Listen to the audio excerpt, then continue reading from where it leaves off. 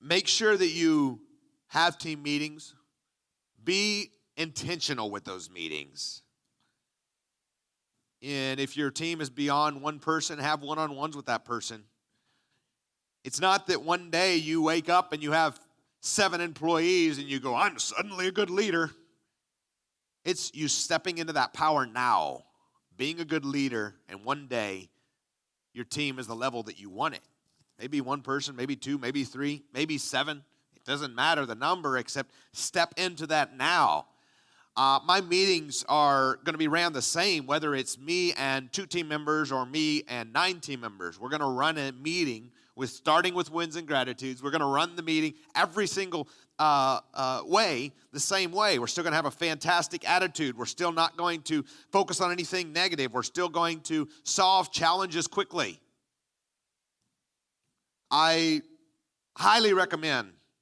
We live in a interesting world, don't we? We live in a world where some people are just waiting for their feelings to be heard. Does anybody else notice that? And I look at that and I ask, why? I don't know why. I think we're all being programmed for some reason.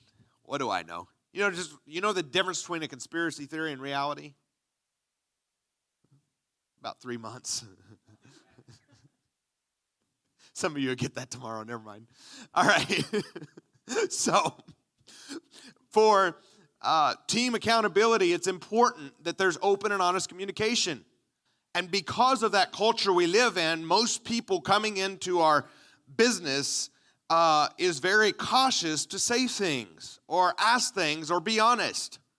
I have no challenge with my team asking me hard questions, and I want them to be okay with me asking them hard questions. And we define that very, very early. It's the culture we build, honesty and openness and authenticity. I don't have no problem if they say something that hurts my feelings. We just need to get business done. What if I'm doing something that's self-sabotaging and I don't notice it, and they care too much about my feelings to tell me, and it keeps me at $40,000 a month instead of $120,000 a month? Goodness sakes, hurt my feelings already. That's the kind of culture that we create. So, my acquisitionist loves constructive criticism. My team, all of our team loves constructive criticism. Make sure that that is the culture you're building, where you can be open and honest in your communication so that it serves one another. Write this down. What serves my purpose? What if I hold true a belief that is not serving me? What if I have just told myself for so long that this is the way my life is? I'm stuck at $2,000 a month, $3,000 a month, $5,000 a month. I'm stuck at $10,000 a month. I'm just so busy I can't do no more. I'm just too busy. And we tell ourselves that story. I don't have time to train nobody. Yet many people choose to hold a belief that doesn't serve them rather than reviewing the possibility that they could be wrong. Would you agree with that? Everything I do, I think I'm right, but I realize I might not always be. So every decision I make, there's a possibility I could be wrong. And so in collaboration, that comes about. Team accountability is key. So write it down. Make sure your team has these 3 traits. Number 1, make sure they have coachability. Number 2, make sure they have an action, good attitude. Number 3, make sure they're a team player.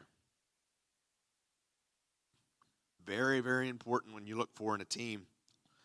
I realize after running a team for 8 years, maybe longer now, that as a leader, we must step into our power. I talk a lot about that because it's so important, guys. So many of us are encouraged to not do exactly that. And so many of us are encouraged to watch every word we say, as while we should, that what if us holding back from making that call keeps us from getting the deal? What if that minor shift that we need to be making, to be honest with ourselves, is something that we are not making because we don't realize it? Somebody else needs to point it out to us. How many of you would be okay with someone telling you the truth if it temporarily was uncomfortable, but it got you to $120,000 a month? Okay, good. We live in a culture that would rather be wrong and hold that wrong belief than to consider the possibility they're wrong and shift their belief to serve them better. So, very important that we take responsibility. Take responsibility. When I look at my team and they're not doing what it is that I want them to do, they're not hitting the KPIs that I want them to hit, they're not getting to the numbers that I want them to get to, then I ask myself, who's at fault? Me. Starts on the leader. If it's happening or not happening, it's because I allowed it. So, how do I fix it? By being a leader. Something that's big for me and the team is for the team to be willing to do whatever it takes to achieve the success